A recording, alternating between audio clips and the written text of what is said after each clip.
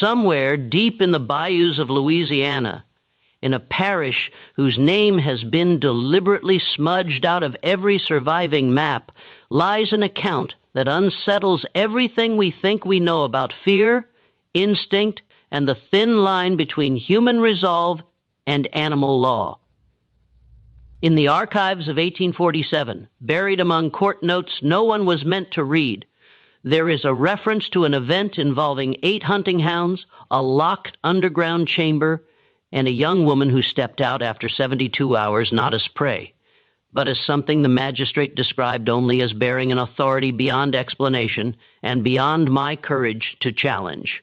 Within a week, the plantation at the center of this incident was burned so completely that even its foundations were scorched, its ledgers vanished, its name erased, and yet 3 letters from neighboring estate owners, now sealed in a private Baton Rouge collection, describe the same impossible dawn. A girl no older than 19 walking through the front gates with absolute calm, 8 enormous hunting dogs pacing behind her in flawless formation.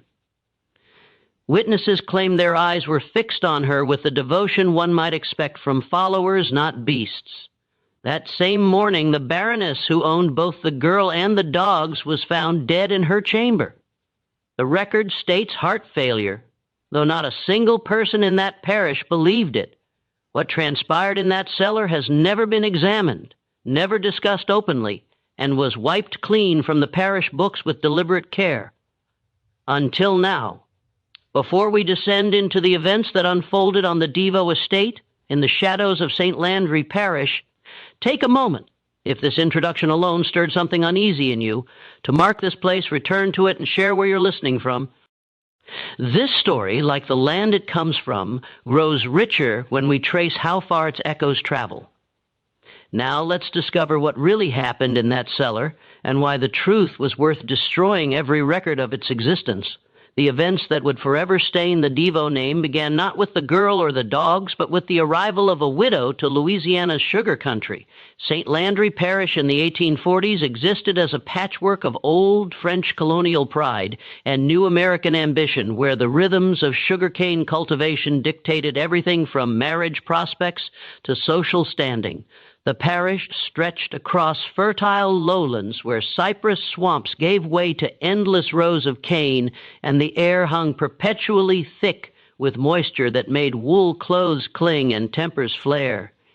This was Adian country where French remained the language of choice among established families, where Catholic saints watched from every mantelpiece, and where the old ways of doing things, the brutal mathematics of plantation economics, went largely unquestioned by those who profited from them. The town of Opelousas served as the parish seat, a modest collection of buildings arranged around a central square where the courthouse stood, its columns already showing signs of decay despite being less than 20 years old. On Saturdays, this square filled with planters' wives examining fabric from New Orleans, enslaved people moving between errands under the watchful eyes of overseers, and occasionally traveling preachers warning of judgment and damnation. But the real power in St. Landry didn't reside in Opelousas. It lived on the estates that spread like kingdoms across the surrounding countryside, each one a world unto itself, governed by whoever held the deed. The Devo estate sat 7 miles northwest of town, accessible only by a shell road that became impassable in heavy rain. The property had originally belonged to the Fontenot family, prosperous French Creoles who'd built their fortune through careful marriages and ruthless efficiency. When the last Fontenot heir died without children in 1843, the estate passed through a complicated series of transactions that left it in the hands of a woman few in the parish had ever met. Baroness Eloise Devo arrived in Louisiana in April of 1844, traveling from Charleston with a retinue of servants, several trunks of European furnishings, and a reputation that had preceded her by several months. She was widowed to a minor Belgian noble, whose death rumors suggested had been financially convenient for the Baroness. She was perhaps 40 years old, though she dressed younger, favoring expensive fabrics and colors that drew attention. Her face bore the type of beauty that had begun to harden at its edges, the kind that required constant maintenance, and resented any reminder of time's passage. What struck people about the Baroness wasn't her appearance, but her eyes. They carried a calculating quality, a coldness that seemed to assess the monetary value of everything they landed upon. She spoke French with a Woon accent, English with precision, and the local Creole dialect, not at all, which she made clear was beneath her station. Within weeks of her arrival, she dismissed half the estate's workers, replaced the overseer with a man named Gaspard Thibault, who'd been fired from 3 previous positions for excessive cruelty, and instituted a system of discipline that made neighboring planters, men hardly known for gentleness, exchange uncomfortable glances. The Baroness had brought with her from Charleston 8 hunting dogs, massive beasts bred from mastiffs and bloodhounds, each standing nearly 3 feet at the shoulder. She'd had them trained, she informed the local gentry at a dinner party that first summer by a man in South Carolina who specialized in dogs of intimidation. They were never to be pets, she explained. They were tools, instruments of control, bred and conditioned to respond to fear, to dominate through size and the constant implicit threat of violence.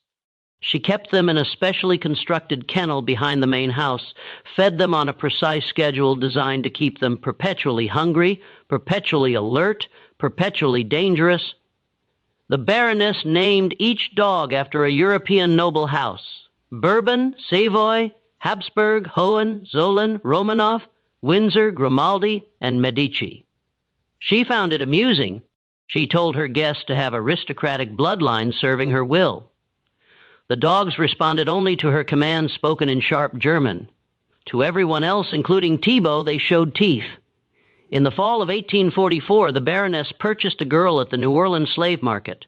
The transaction was documented in a ledger that still exists, though the girl's name was recorded only as female, age estimated 16, from Virginia estate sale. The broker's notes written in margins described her as uncommonly defiant for her age. Previous owner reported incidents of disobedience. Reduced price reflects difficult temperament. The Baroness paid $400, a significant discount from market rate, and had the girl transported to St. Landry in chains. The girl received the name Marguerite on the plantation. Though this wasn't the name she'd carried from Virginia, the Baroness chose it because it sounded civilized, because it was easy to call out, because the girl's actual name, her mother's name, was none of the Baroness's concern. Marguerite stood perhaps 5 feet 4 inches in, with the kind of slender build that came from growth interrupted by insufficient food. Her hands showed calluses from field work, but her previous owner's notes indicated she'd been training as a house servant before an unspecified incident led to her sale. What made Margar different, what had likely caused her problems in Virginia, was her eyes. They didn't drop when addressed by white people. They didn't show the fear that planters expected and required. They watched, they calculated, they held to intelligence that made overseers uncomfortable. The Baroness saw this quality immediately and found it entertaining. Here was something to break, something that would make the breaking satisfying. Marguerite's first assignment was in the main house, cleaning rooms and serving meals. The Baroness watched her constantly during these early weeks, looking for any mistake, any opportunity to assert dominance. She found it in late November when Marguerite failed to curtsy quickly enough after receiving an instruction. The punishment was 20 lashes in the yard administered by Thibault while the household staff watched. Marguerite took the whipping in silence. Her face turned to the side, her jaw clenched so tightly that blood showed where she'd bitten the inside of her cheek. The silence, the refusal to scream or beg, infuriated the Baroness more than defiance would have. Over the following months, a pattern emerged. The Baroness would assign impossible tasks, then punish Marguerite for failing to complete them. She would plant items in Marguerite's quarters, then accuse her of theft. She would change instructions after giving them, then rage at the girl's incompetence. The other enslaved people on the estate learned to avoid Marguerite, understanding that proximity to the Baroness's fixation meant danger. Thibault began making jokes about how long the girl would last, whether her spirit would break before her body gave out. But Marguerite didn't break. She bent. She endured. But something in her remained rigid, untouched. The Baroness could see it in those eyes, still watching, still calculating, still containing something that refused to be extinguished. It became an obsession for the Baroness, this one slave who wouldn't properly submit, who somehow maintained a core of selfhood despite everything.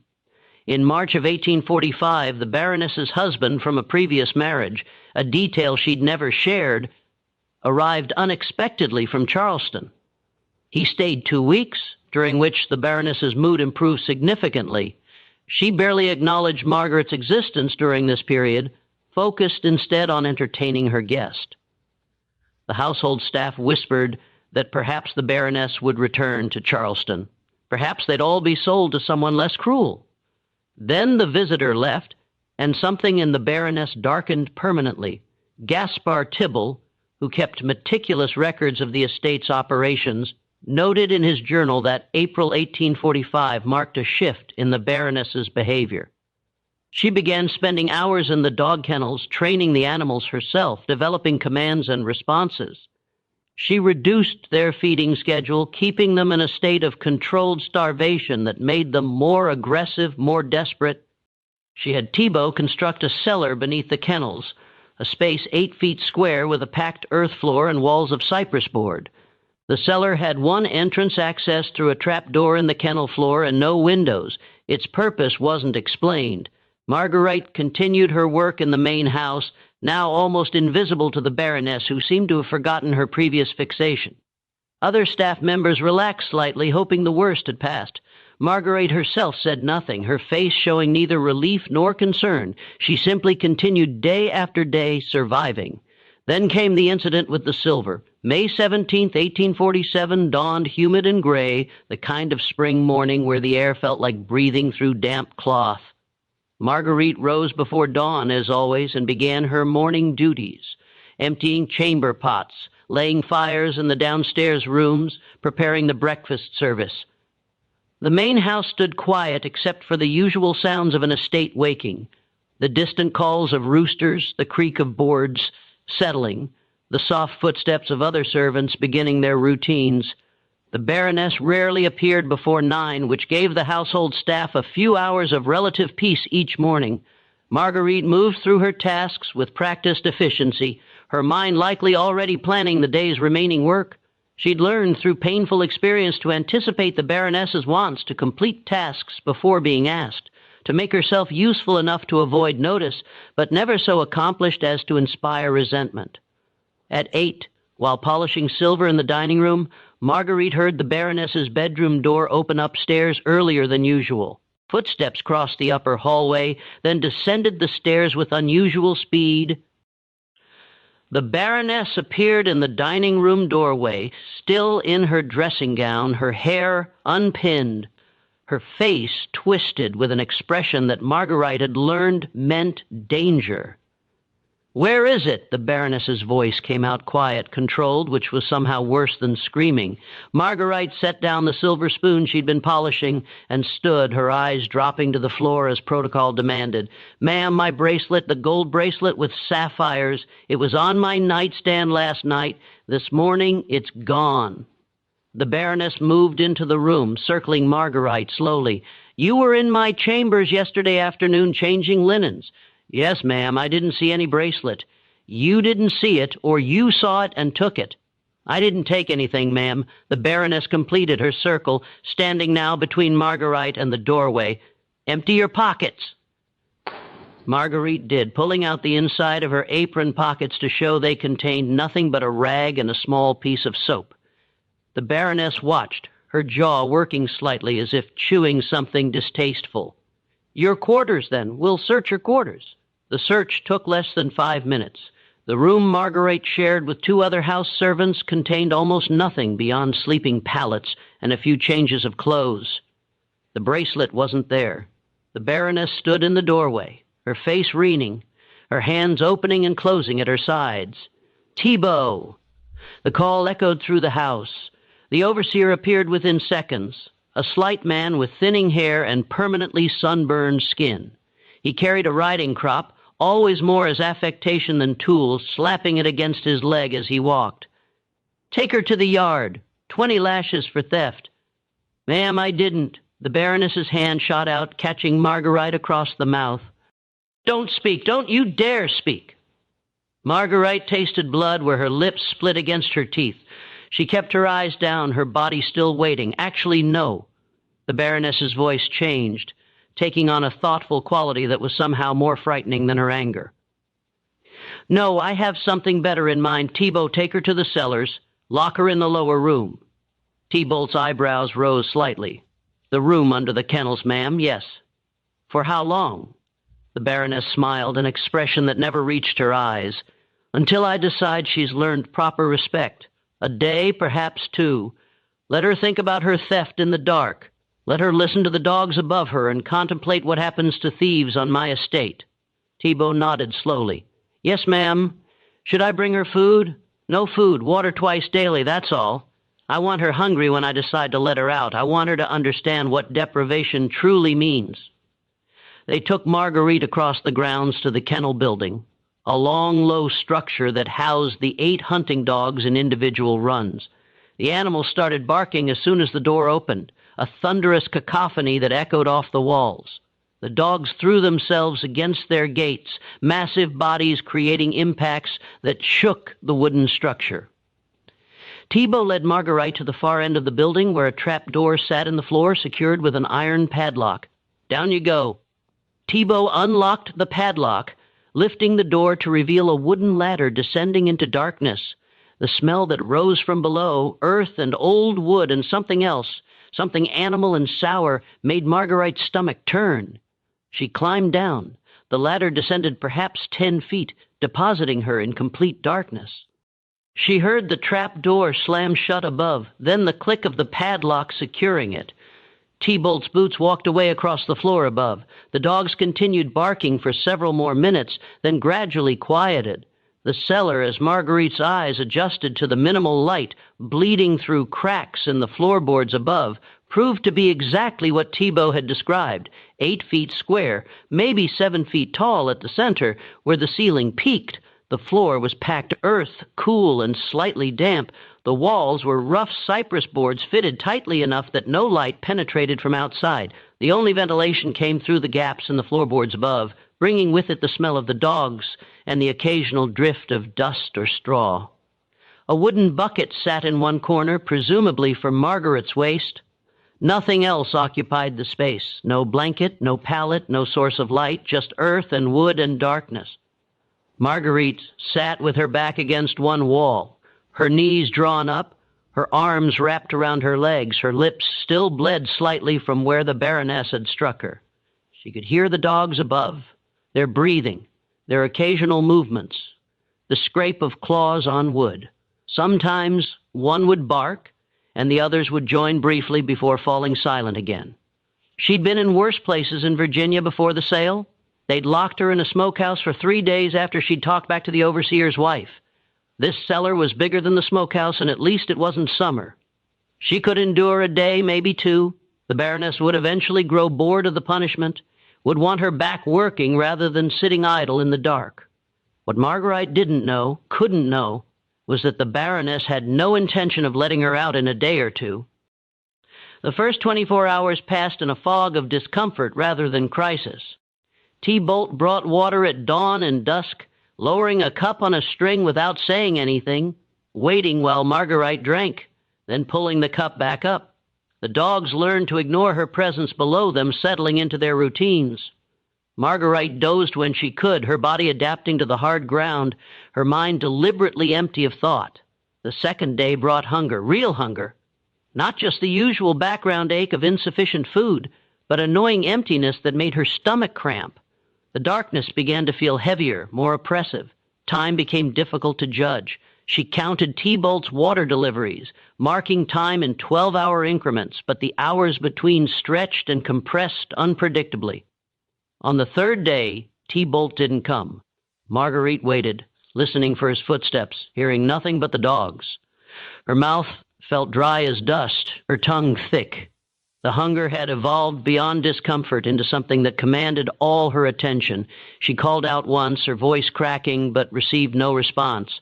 The day passed, no water came. That night, the 4th night of her confinement, She heard different footsteps above, lighter, quicker, accompanied by the rustle of skirts. "The Baroness, are you thirsty, Marguerite?" The voice came through the floorboards, sweetly mocking. "Are you hungry? Are you ready to confess your theft?" Marguerite didn't respond. Her throat felt too dry for speech, her mind too focused on the physical urgency of her needs. "I found my bracelet this morning. It was behind my dresser, exactly where I must have knocked it days ago. Isn't that interesting?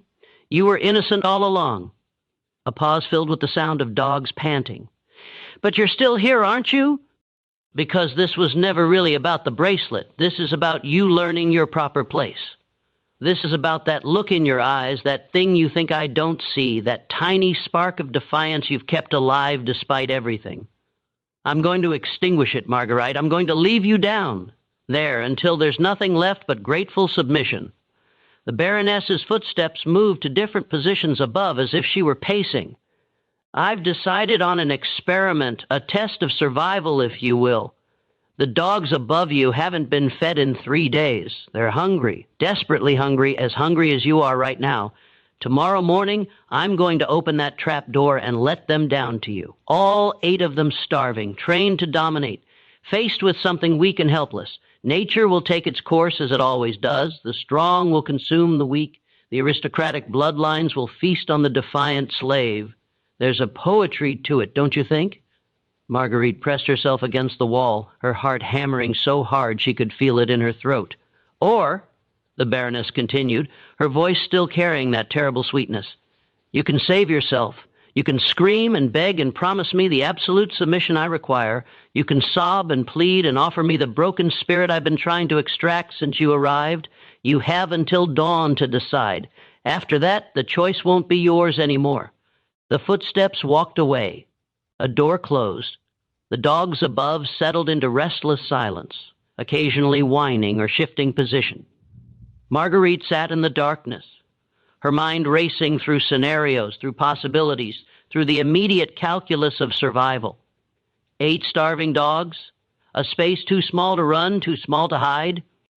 No weapons, no defense, no way to fight or flee. The Baroness was right about one thing. Nature would take its course. The dogs would smell her fear, would respond to her helplessness, would do what they'd been trained and bred to do, unless an idea began forming in Margaret's mind, built from fragments of observation, from months of watching the Baroness with her dogs, from childhood memories of farm animals and their hierarchies, from a desperate understanding that her only chance lay in attempting something that would seem impossible to anyone who hadn't spent 2 years studying cruelty. The dogs weren't pets. The Baroness had been clear about that. They were tools, instruments trained to respond to dominance and control. They'd been conditioned to follow strength, to submit to authority, to recognize hierarchy. Their entire existence was built around understanding who held power and who didn't. What if the hierarchy could be disrupted? What if hunger and confinement hadn't just weakened Marguerite, but also the dogs? What if the thing the Baroness had been trying to break in Marguerite, that core of selfhood and will, was the exact thing that could save her? Marguerite spent the remaining hours of darkness preparing. She used her fingers to dig in the packed earth floor, creating a small depression in one corner. She tore strips from her dress, wrapping them around her hands and forearms as makeshift protection. She positioned herself in the center of the cellar, away from the walls, in a spot where she'd have room to move in any direction. She controlled her breathing, forcing her panic down, channeling it into cold focus. Most importantly, she made a decision. When those dogs came down, she wouldn't scream. She wouldn't run or cower or show fear. She would meet them as an equal, as another hungry predator competing for survival, as something that refused to be prey. It was insane. It was impossible. It was her only chance. Dawn light began showing through the cracks above. Marguerite heard the Baroness arrive, heard Thibault with her, heard the gates of the dog runs being opened one by one. The animals began to move, their claws clicking on wood, their breathing heavy with anticipation. They'd been conditioned to associate the opening of gates with food, with the satisfaction of hunger. Today, the Baroness would direct that hunger downward. The padlock clicked, the trap door lifted. Before we discover what happened when those 8 starving dogs entered the cellar with Marguerite, I need you to pause and do something. If you're as gripped by this story as I am by telling it, hit that like button right now. Share this video with someone who appreciates the darkest corners of American history. Comment below with your theories about what happened next. Could a young woman really survive what the Baroness had planned? Could she possibly emerge from that cellar alive? The answer is more disturbing than anything you're imagining. Don't go anywhere, because the truth about what transpired in that Louisiana cellar challenges everything we understand about survival and will. The first dog descended the ladder with surprising grace for its size. Bourbon, the largest of the 8, weighed perhaps 130 lb. His coat are mottled brown and black, his eyes adapted quickly to the dim light below. He reached the cellar floor and immediately oriented toward Marguerite, his body tensing, his lips pulling back slightly from yellowed teeth. 3 days without food had stripped away any training that conflicted with survival. He was in that moment purely animal, purely predator, facing something that smelled like food. Marguerite didn't move. She stood in the center of the cellar, her feet planted, her wrapped hands loose at her sides, her eyes locked on the dog's eyes, not staring, which would be challenge, but watching, which communicated awareness. The dog circled left. Marguerite turned with him, maintaining the eye contact, keeping her body oriented to face him directly.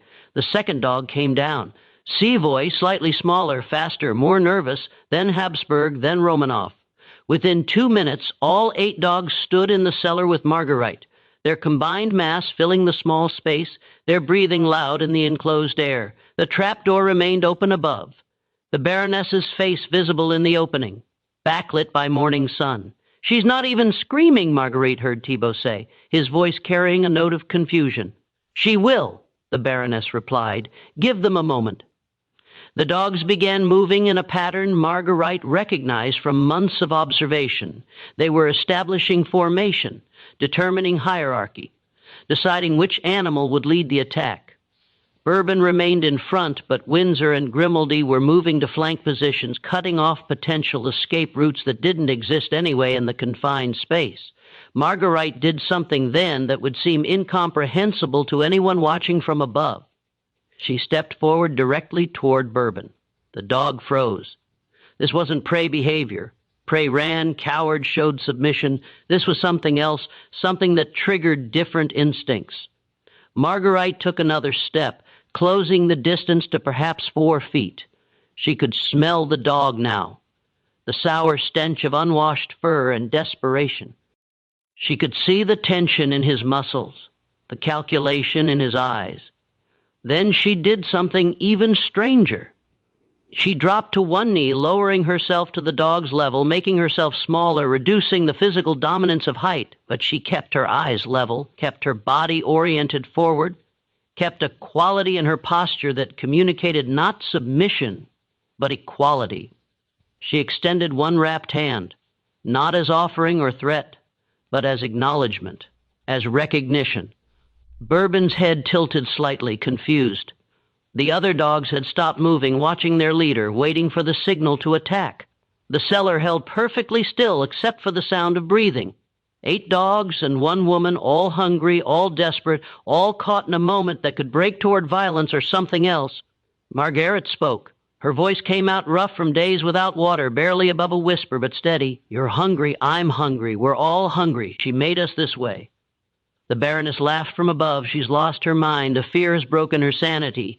But Marguerite continued, her words not for the Baroness, but for the dogs, for herself, for whatever instinct or intelligence might exist in the space between species. "You've been starved and controlled and made into weapons. You know what it means to be owned. You know what it means to be someone's tool." She shifted her position slightly, still kneeling, moving with slow deliberation toward the corner where she dug the small depression in the earth. The dogs watched but didn't attack. Bourbon took a step forward, sniffing, his aggression shifting toward curiosity. Marguerite reached the corner and began digging with her wrapped hands, pulling up handfuls of earth, creating a deeper hole. The dogs came closer, intrigued by the activity, their predatory focus disrupted by this strange behavior. She could feel them near her now, their breath on her back, their presence surrounding her. She pulled something from the hole she'd created. A dead rat. The cellar had been home to rodents, as all such buildings were. Marguerite had found this one in the darkness of the first night, already dead, probably killed by poison or a trap. She'd saved it, hidden it, knowing it was pathetically inadequate as any kind of defense, but too desperate to discard any potential tool. Now she held it up, the small corpse dangling from her fingers. 8 pairs of eyes fixed on the rat with laser intensity.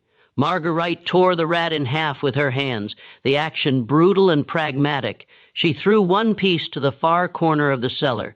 4 dogs immediately rushed toward it, fighting briefly before Bourbon asserted dominance and claimed the prize, swallowing it in seconds. She threw the second piece to the opposite corner. The remaining dogs competed for it, with Windsor emerging victorious. The whole exchange took perhaps 30 seconds. When it was over, all 8 dogs turned back to Marguerite, still hungry, but now with a new association forming in their simple minds. This 2-legged creature had provided food. This creature had addressed their hunger, however inadequately. This creature might provide again. That won't save you, the Baroness called down. 1 rat divided among 9. All you've done is give them a taste of meat. Now they'll want more. But something had shifted in the cellar's dynamic. Marguerite sat down slowly, her back against the wall. Her body deliberately relaxed despite her hammering heart. The dogs approached, sniffing her aggressively, their noses pushing against her arms, her legs, her face. She didn't flinch. She didn't resist. She let them investigate. Let them learn her scent without the overlay of fear. Let them reach their own conclusions about whether she was food or something else. Bourbon pushed his massive head against her chest, nearly knocking her over. She steadied herself and, moving very slowly, brought one wrapped hand up to scratch behind his ears. The dog's tail, which had been rigid, gave a single uncertain wag. The ears, which had been pinned back, relaxed slightly forward.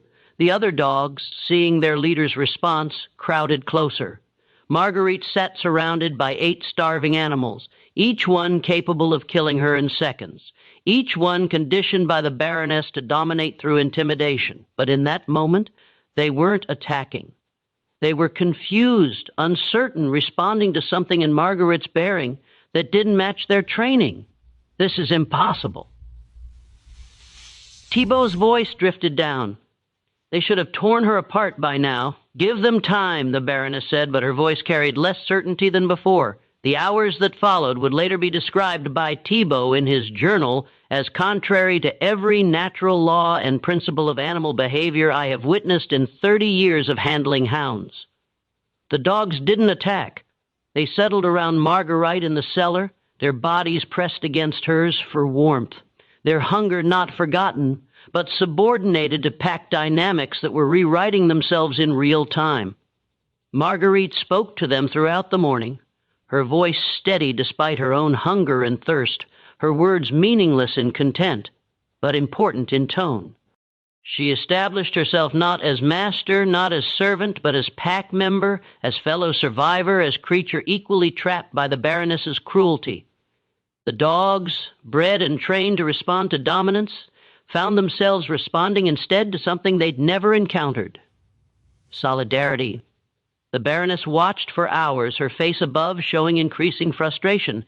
She called down commands in German, sharp words that should have triggered the dog's training. They ignored her. She threw food down at midday, dried meat that should have caused a feeding frenzy. The dogs ate in an orderly fashion, and Bourbon brought a piece to Marguerite, dropping it at her feet.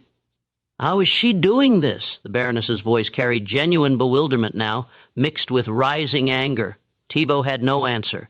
Neither did any of the household staff who'd gathered to watch, drawn by rumors of something impossible occurring in the kennels. As the afternoon progressed, Marguerite began moving around the cellar in slow, deliberate patterns. The dogs moved with her, following, their formation shifting from predatory to protective. When she approached the ladder, they positioned themselves behind her. When she sat, they formed a circle around her.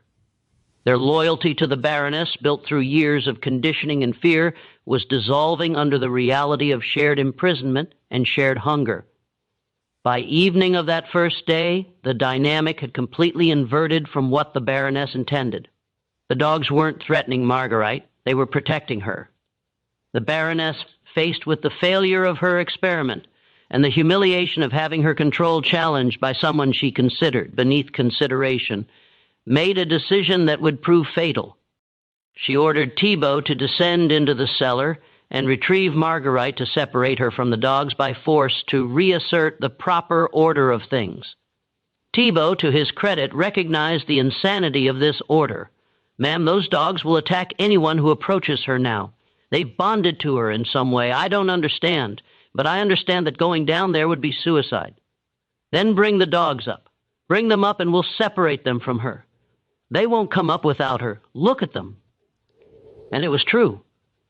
When Thibaut called the dogs from above, using the commands they'd been trained to obey, not one of them moved. They stayed with Marguerite, their eyes fixed on her, their bodies positioned between her and any threat from above. The Baroness's face, visible in the trap door opening, went through a series of expressions: confusion, anger, disbelief, and finally something darker, something that resembled true hatred. This slave, this property, this thing she'd purchased for $400 had accomplished something the Baroness couldn't. Absolute loyalty from creatures bred to know only fear and dominance. "Fine," the Baroness said finally. We'll wait. We'll wait until she's too weak to maintain whatever spell she's cast on them. We'll wait until hunger breaks this absurd alliance. We'll wait until nature reasserts itself and they remember what they are." She closed the trap door. The padlock clicked. In the darkness below, Marguerite sat with 8 dogs pressed against her, sharing body heat, sharing breath, sharing the experience of being the Baroness's tools of cruelty. She knew the Baroness would bring no more food, no more water. She knew the plan was to starve them all, to force the dogs to choose between loyalty and survival. She had bought herself time, had created an impossible alliance. But unless something changed, they would all die in this cellar. The question became, how long could survival instinct be held at bay by pack loyalty? How long before hunger would override whatever bond Marguerite had created? The answer, as it turned out, was 72 hours, 3 days in which the Baroness waited for screams that never came, for sounds of violence that never emerged. 3 days in which Thibaut brought reports of silence from below, of occasional movement, of dogs that should be maddened by starvation, but seemed instead to be conserving energy. 3 days in which the Baroness's certainty began to crack. On the morning of the 4th day, May 21st, 1847, the Baroness made her final mistake. The decision to open the trap door on the 4th morning came not from strategy but from desperation. The Baroness had spent 3 sleepless nights in her chambers listening to the silence from the kennels, unable to comprehend how her perfect punishment had transformed into something else. She'd sent Thibaut to press his ear against the floorboards multiple times, demanding to know what he heard. His reports never satisfied her. Movement, breathing, the occasional whine or bark, but no violence, no feeding frenzy, no sounds of her will being enacted. The household staff had begun whispering, not loudly, not openly, but in the corners of rooms and the spaces between duties. They exchanged glances that communicated disbelief and something approaching awe. The girl in the cellar had survived 4 days with 8 starving dogs. The girl who should have been torn apart in minutes had somehow created an alliance that defied everything anyone understood about predators and prey. The Baroness couldn't tolerate it. Not the survival itself, which was disturbing enough, but the way her authority had been undermined, her judgment questioned, her power made to seem impotent. So on the morning of May 21st, she ordered Thibaut to assemble the male house staff, 5 men total, and arm them with long poles used for managing dangerous animals. She would open the trap door, she announced, and the men would separate the girl from the dogs using force if necessary. The animals would be brought up one by one, secured in their individual runs, and then Marguerite would be retrieved and punished properly for whatever sorcery she'd employed. Thibaut tried one more time to dissuade her. "Ma'am, those dogs have been starving for a week. If we agitate them now, there's no predicting what they'll do. They're animals," the Baroness snapped. "They follow strength and they fear pain. We'll remind them of both." The men gathered in the kennel building at dawn. The morning air carried the thickness of impending rain, the kind of heavy humidity that made clothes stick and tempers flare.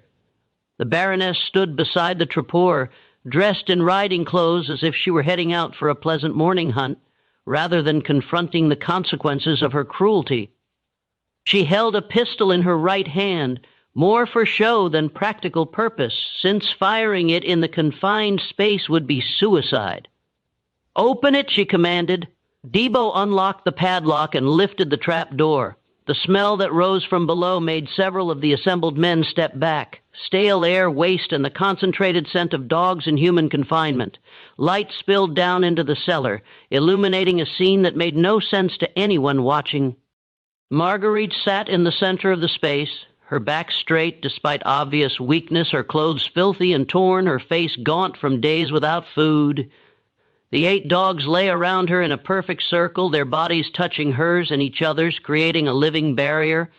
All 16 eyes, human and canine, looked up at the opening above with identical expressions. Not fear, not submission, but something closer to defiance. "Marguerite," the Baroness called down, her voice taking on the sweet, dangerous tone that everyone in her household had learned to fear. "It's time to come up. Your punishment is over. Come up now, and we'll forget this entire unfortunate incident." Marguerite didn't respond. She didn't move, her eyes fixed on the Baroness's face with an intensity that made the older woman's smile falter. I said, "Come up. That's an order. Still nothing." The dogs stirred slightly, their bodies tensing, responding to the threatening tone in the Baroness's voice. The Baroness's composure cracked. "You will obey me. I own you. I own your life, your body, your very breath. You will climb this ladder immediately, or I will have you dragged up and beaten until you can't stand." Marguerite spoke then, her voice rough from disuse and dehydration, but carrying clearly in the silent building. "No." The single word hung in the air like a gunshot. The assembled men exchanged glances. The Baroness's face went from red to white, her hand tightening on the pistol. "What did you say?" "No, I'm not coming up alone. We're coming up together, all 9 of us, or we're staying down here. You don't give orders anymore, not to me and not to them." It was the most direct defiance the Baroness had faced in her adult life. She'd built her existence on the absolute certainty of her superiority, her control, her right to command. Now a slave, a piece of property, was refusing her orders and claiming authority over her dogs. "Thibault, send the men down. Drag her up." Thibault hesitated. "Ma'am, if we go down there, those dogs will attack. I'm certain of it. They're bluffing. They're weak from hunger. 6 men with poles can easily control 8 starving animals and 1 defiant slave." But as the men approached the trap door with their poles prepared to descend, something happened that would be reported identically by all 5 men and by Thibault himself in the days following. The dogs stood as one, their movements synchronized, their bodies positioning between the ladder and Marguerite with military precision. Bourbon stepped forward, his massive head lowering, his lips pulling back to show teeth in a snarl that communicated absolute commitment to violence. Behind him, the other 7 dogs arranged themselves in a formation that left no gaps, no vulnerabilities, no way to reach Marguerite without going through them. The first man to put his foot on the ladder, a field end named Baptiste, who'd worked with dogs his entire life, took one look at Bourbon's expression and stepped back. "I'm not going down there, Mom. That dog will kill anyone who tries. Then we'll starve them out longer. Close the door. No food, no water, nothing. We'll wait until they're too weak to resist." "Begging your pardon, ma'am," Thibault said quietly, "but it's been a week already. If starvation was going to break whatever's happening down there, it would have happened by now." The Baroness whirled on him, her face contorted with rage. "Are you defying me too? Are you joining the mutiny?" "Because I can replace an overseer as easily as I can replace a slave. I'm simply observing that your strategy isn't working. Then what do you suggest? What would you do?" Thibault looked down into the cellar at the girl and the dogs, at the impossible alliance that had formed in darkness and desperation. He was a cruel man by profession and nature, but he was also pragmatic, and he recognized when a situation had moved beyond his experience. "I'd let her up, ma'am. Let her up with the dogs. See what happens in open space? Absolutely not. That would be conceding defeat. With respect, ma'am, defeat has already occurred. The question is whether we acknowledge it or let it escalate into something worse." The Baroness stood frozen with indecision, her entire worldview crashing against the reality of the scene below her. She designed the perfect punishment, the perfect lesson in submission, and it had transformed into something that undermined everything she believed about power and hierarchy and control. Then Marguerite spoke again from below, her voice stronger now, carrying an authority that seemed impossible from someone in her position. "I'm coming up. The dogs are coming with me. You can close that door and keep us locked down here until we all die, which won't take much longer, or you can step back and let us out. Either way, you've already lost. How dare you? You wanted to break me. You wanted to extinguish whatever you saw in my eyes that offended you. You tried every punishment you could imagine. And when that failed, you tried to have me killed in the most horrific way you could devise. But I'm still here. I'm still myself. And these dogs know what you are now just as clearly as I do." The Baroness raised the pistol, pointing it down into the cellar. Her hand shook with rage or fear, or both. "I could shoot you right now, end this absurd defiance with a single bullet. You could, but then you'd have 8 starving dogs with no reason left to restrain themselves in a cellar with only one exit. And that exit leads through 6 men who are already terrified to go down there. Pull that trigger and see what happens next. It was a bluff, or maybe it wasn't. The dogs certainly looked ready to respond to gunfire with violence, their bodies coiled with tension, their eyes fixed on the Baroness with an intensity that made several of the assembled men step further back. The Baroness's hand shook harder. Her finger touched the trigger. The moment stretched, taut as a wire, ready to snap toward bloodshed. Just when we thought this standoff couldn't become more intense, something happened that no one could have predicted. If you're on the edge of your seat right now, good, because you need to hear this next part. The Baroness's decision in the next 30 seconds would determine not just who lived and who died, but would reshape the power dynamics of the entire plantation. Hit that subscribe button and turn on notifications, because this is where the story takes a turn that contemporary accounts described as impossible and contrary to all natural law. Let's find out what happened when the Baroness's absolute authority collided with something stronger than fear. T. Bolt made the decision for her. The overseer stepped forward and put his hand on the Baroness's arm, gently but firmly lowering the pistol. "Ma'am, please, if you shoot that girl, we'll all die in this building. Let me handle this." The Baroness turned on him with fury in her eyes, but something in Thibault's expression, a combination of fear and resignation, made her hesitate. He'd been managing difficult situations for 3 decades, and she'd hired him specifically for his experience with potential violence. If he was advocating retreat, perhaps she needed to listen. "Fine," she said finally, her voice tight. "Get her up here, but she's to be restrained immediately and the dog separated from her." Thibault nodded, though he had no intention of following those orders. He approached the trap door opening and called down, his voice carefully neutral. "Marguerite, I'm going to step back. You can come up with the dogs. No one will interfere. Once you're up, we'll discuss what happens next." From below, Marguerite studied him, trying to read whether this was genuine or another trap. The dogs remained tense around her, waiting for her signal. Finally, she gave a small nod and began moving toward the ladder.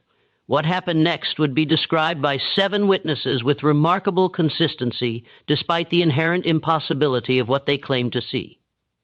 Marguerite climbed the ladder slowly, her movements careful, her body obviously weakened by the ordeal.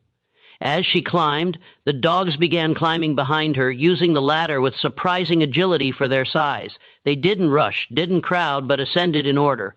Bourbon first, then Windsor, then the others in a sequence that seemed predetermined. Marguerite emerged into the kennel building, standing in morning light for the first time in a week. She looked like a ghost, her clothes hanging loose, her skin pale where it wasn't covered in dirt, her hair wild and matted. But her eyes, those eyes that had so enraged the Baroness, held steady and clear. She stepped away from the trap door, and the dogs emerged behind her, forming immediately into that same protective circle. The Baroness and the assembled men had backed up to give space, pressing against the far wall of the kennel building. The Baroness still held the pistol, but her arm had dropped to her side. She stared at Marguerite with an expression that mixed hatred, disbelief, and something that might have been the first hint of fear. "What are you?" The Baroness's voice came out barely above a whisper. "I'm exactly what you tried to destroy. I'm someone who refuses to break." Margaret's voice grew stronger as she spoke, fueled by anger that had been building for 2 years. "You bought me because I was cheap, because some fool in Virginia thought defiance made me worthless. You tried to break me with work, with whipping, with starvation, with humiliation. When that failed, you tried to have me killed. But I'm still here, and I'm still whole. And now these dogs understand something you never could." What? What could they possibly understand? That cruelty isn't strength, that fear isn't loyalty, that we are all just survival to you. Pieces on a board, tools to be used and discarded. They spent years learning to fear you, to submit to you, to see you as the ultimate authority. Then they spent 4 days in that cellar with someone who treated them like fellow prisoners instead of weapons, and they made their choice. The Baroness laughed, a harsh sound without humor. "You think you've won something? You think this changes anything? They're dogs. You're a slave, and I'm the law on this property. This will end with you back in chains and them back in their runs, and life will continue exactly as it was. No, it won't." Marguerite took a step forward. The dogs moved with her, their formation maintaining, because everyone here has seen what happened. Everyone knows you tried to have me killed, that you failed, that your authority over your own animals has been broken. How long before the field workers hear about this? How long before every slave on this plantation realizes that your power isn't absolute? How long before someone else refuses an order, and you have to confront the fact that fear only works when people believe you're invincible? The Baroness's face went through a series of expressions before settling on cold rage.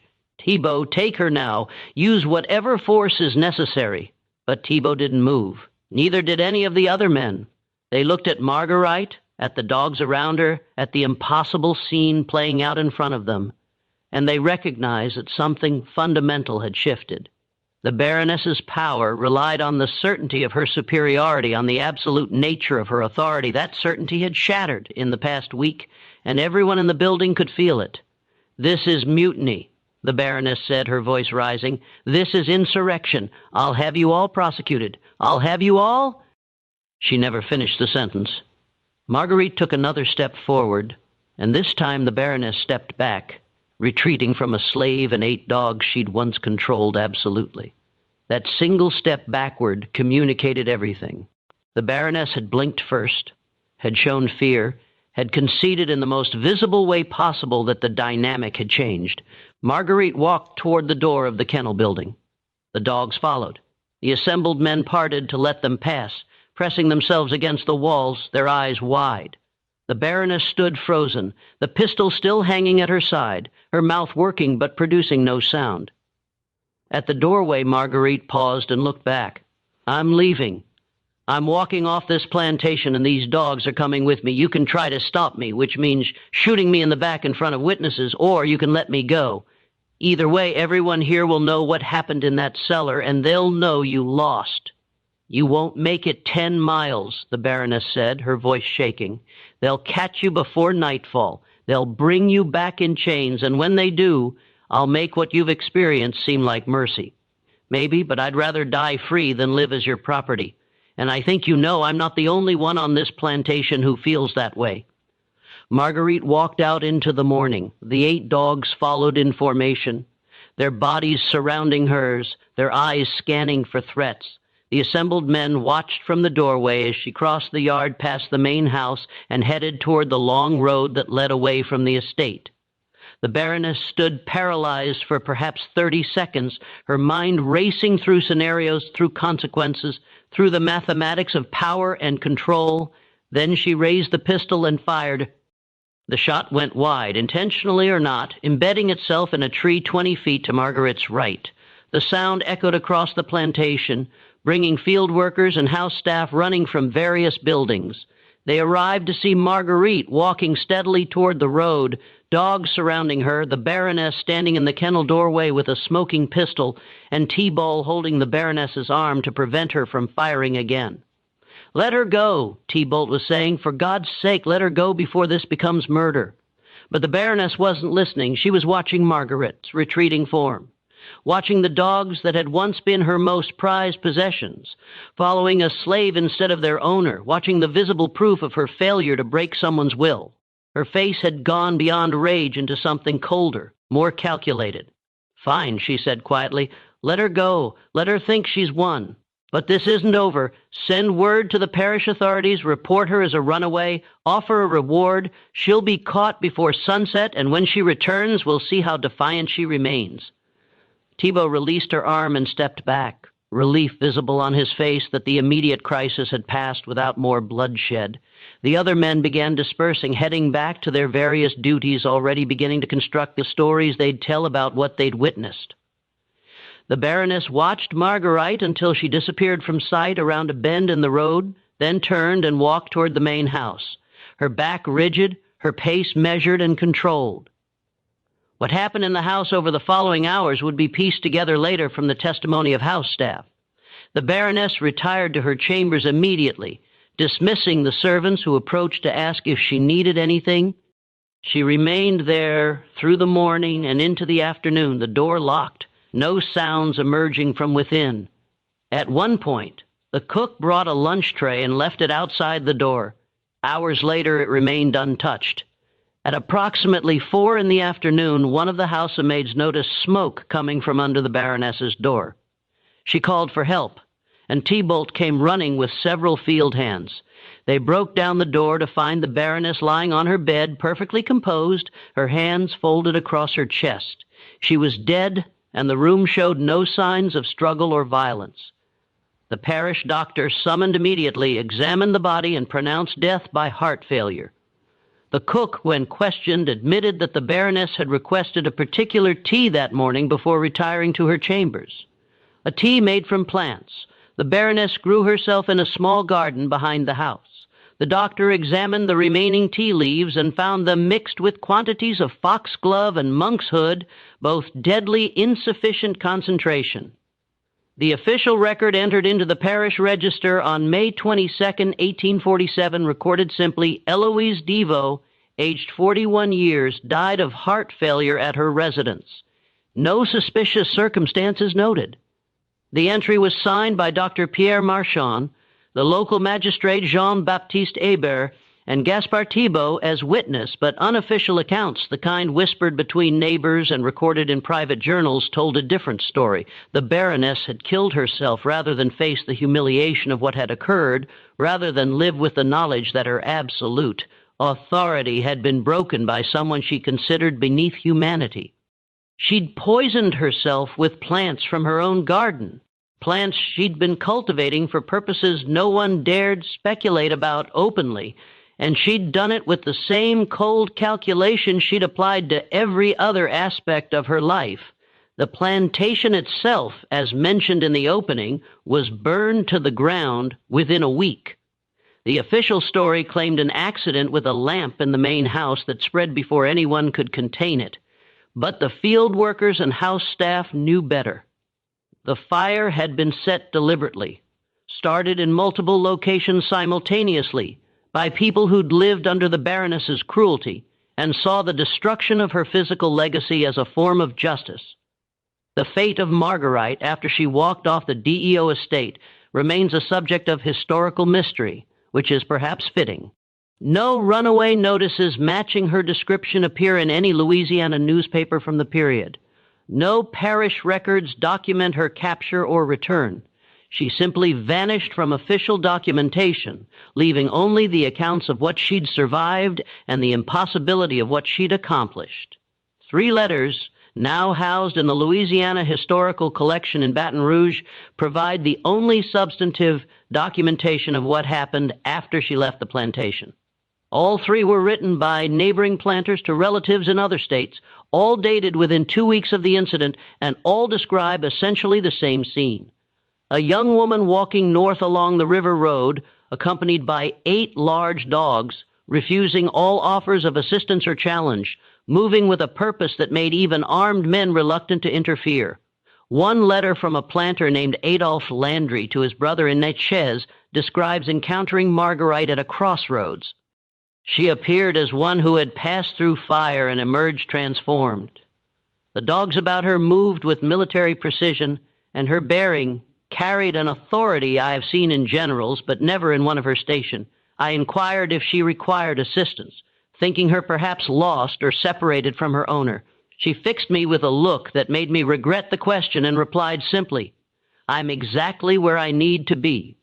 The dogs positioned themselves between us, not threateningly, but with clear intent, and I found myself stepping aside to let them pass. I watched until they disappeared toward the north, and I confess I felt relief to see them go. The dogs themselves provide an additional mystery. 8 valuable hunting animals, each worth substantial money, simply disappeared from Louisiana. No bills of sale exist for them, no transfer of ownership, no advertisement seeking their return. They left with Marguerite and vanished into history. Their ultimate fate is unknown as hers. The Devo estate after the fire was sold at auction to settle the Baroness's debts. The land was divided among 3 buyers, the buildings never reconstructed. Within a generation, the former plantation had been absorbed into neighboring properties, its boundaries erased, its history forgotten by anyone who didn't have reason to remember. The cellar beneath the kennels, where the impossible alliance had formed, was filled in and plowed over, its location now unmarked and unknown. But the story of what happened there didn't disappear entirely. It survived in the oral traditions of the enslaved community, passing from generation to generation as both historical account and parable. Elderly former slaves interviewed in the 1930s by the Federal Writers Project occasionally referenced a girl and the dog story. Though details varied and dates shifted and the location moved across different states depending on who was telling it, the core remained consistent. Someone who'd been reduced to property, who was supposed to be broken, who had survived something intended to kill her and emerged with power her oppressor could never understand. Gaspar Thibault, the overseer, left Louisiana within a month of the Baroness's death. He moved to Texas, took work on a cattle ranch, and died in 1851 in a riding accident. His journal, discovered among his effects and eventually donated to a historical society, provides the most detailed first-hand account of the events at the Devo estate. He wrote extensively about what he'd witnessed, trying to make sense of it, trying to explain to himself how a starving girl had commanded starving dogs through nothing but will and shared suffering. His final entry, dated 3 days before his death, circles back to the incident. "I have seen much cruelty in my profession, have participated in much that I am not proud of. But what the Baroness attempted exceeded all bounds of decent behavior, even by the standards of our brutal institution. What the girl accomplished exceeded all bounds of natural law. I will die not understanding it, and perhaps that is fitting punishment for the role I played. The legal implications of the incident remain deliberately unexplored. The parish authorities, faced with a situation that challenged multiple foundational assumptions about power and control and hierarchy, chose to record the minimum necessary and move forward as if nothing unusual had occurred. The Baroness's death was ruled natural causes. The fire was ruled accidental, and Marguerite's disappearance was never officially investigated. To dig deeper would require acknowledging that the entire system of slavery, built on the assumption of absolute racial hierarchy and the permanence of submission, had been fundamentally challenged by 1 woman and 8 dogs in a cellar. 3 enslaved people from the Devo estate gained their freedom in 1848, purchased or granted manumission by the estate's executives as part of settling debts and closing accounts. Their names appear in parish records: Baptiste, the field hand who'd refused to enter the cellar; Marie Louise, the cook who'd prepared the Baroness's final tea; and Thomas, a houseman who'd been the first to notice the smoke from the Baroness's chambers. Whether their freedom was coincidence or whether they'd earned it through their responses during the crisis, the records don't indicate. The broader historical context makes Margaret's story even more remarkable. This occurred in 1847, 2 years before Harriet Tubman's first rescue mission, 14 years before the Civil War, in a region where slavery's grip was absolute and resistance usually met with immediate overwhelming violence. For someone in Margaret's position to survive, let alone to walk away with 8 valuable animals, required circumstances so unusual, so precisely aligned that her story risks seeming fictional despite the documentary evidence. Yet the evidence exists. The letters describing her walking north, T. Bowles' journal, the parish records of the Baroness's death and the fire, the freedom papers for the 3 formerly enslaved people, and the persistent oral tradition that kept the story alive through generations. Each piece individually proves little, but together they construct a narrative that challenges comfortable assumptions about power and hierarchy and the permanence of oppression. The dogs perhaps provide the most profound element of the story. They were bred to dominate, trained to respond only to force and fear, kept in a state of perpetual hunger to make them more dangerous. Yet, when placed in circumstances where they shared suffering with someone who treated them as fellow prisoners rather than weapons, they formed a loyalty that superseded their training. They chose solidarity over cruelty, chose to protect rather than destroy, chose to follow someone who'd shown them empathy rather than someone who'd shown them power. That choice, witnessed by multiple people and documented in contemporary accounts, remains the element that most challenges explanation. Animal behaviorists examining historical accounts of the incident note that while pack bonding can occur under stress, the speed and completeness of the dog's loyalty shift exceeds normal parameters. The most honest assessment offered by Dr. Sarah Merchant in a 2003 paper examining the incident concluded either the contemporary accounts were exaggerated to the point of fiction, or something occurred in that cellar that revealed capacities for interspecies empathy and communication that we still don't fully understand. The most haunting element of the story remains its deliberate erasure from official records. Someone, probably multiple people, made conscious decisions to minimize documentation of what occurred, to rule the Baroness's death natural causes when it clearly wasn't, to let Marguerite disappear without pursuit, to allow 8 valuable dogs to vanish without investigation. These decisions reveal the threat the incident posed to the entire system. If one enslaved woman could refuse authority, absolutely could form an alliance with animals meant to intimidate her, could walk away from bondage and have that escape tacitly permitted by authorities. What did that say about the claimed permanence of racial hierarchy? Better. Those authorities must have decided to let it disappear, to record the minimum necessary and move on, to treat it as an aberration rather than a revelation. But stories don't disappear just because officials want them to. They survive in whispers, in oral traditions, in letters tucked away in private collections, in journals that surface decades later.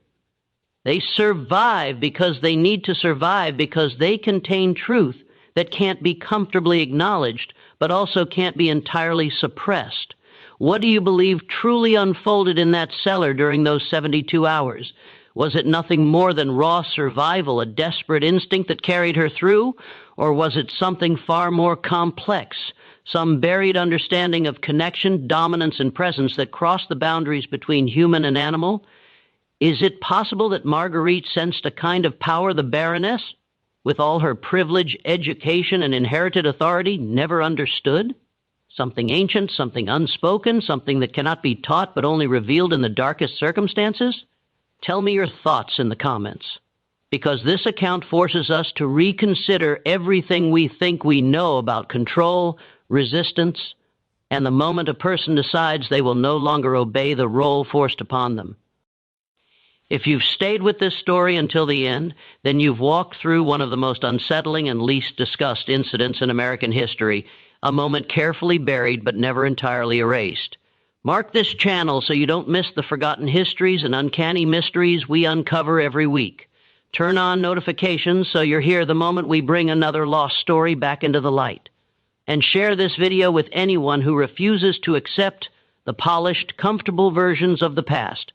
Because somewhere in the Louisiana bayous, a 19-year-old girl walked out of a shattered system with 8 hunting hounds marching behind her, and not a single person in power dared to stop her. That impossible moment, that fracture in the machinery of oppression, means more than any official record that tried to deny it. Until the next mystery, keep asking, keep searching, and never assume the past is as simple as the history books claim.